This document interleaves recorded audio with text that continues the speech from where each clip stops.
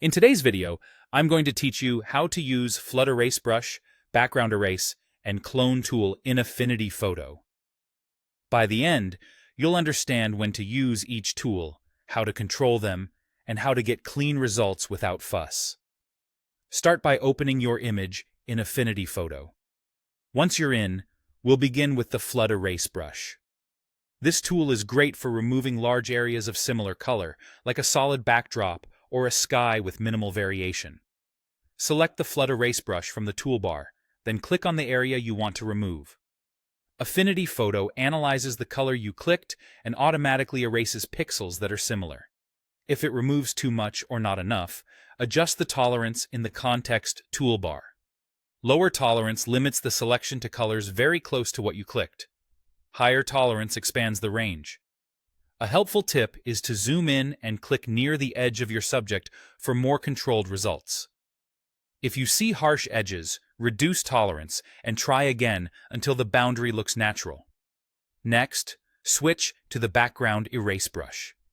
This one is designed for brushing away backgrounds while preserving the edges of your subject, especially around hair, fur, or intricate shapes.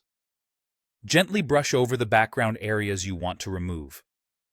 The tool samples the color beneath the brush center and erases those pixels while protecting different colors nearby.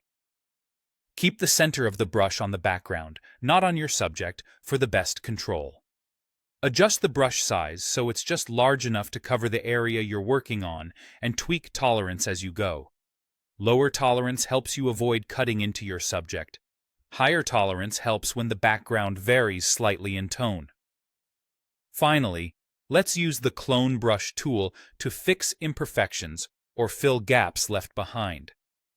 Select the clone brush, then hold Alt on Windows or Option on Mac, and click to define a source area, ideally somewhere with similar texture and lighting.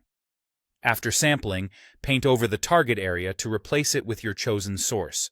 If the blend looks obvious, adjust opacity and flow.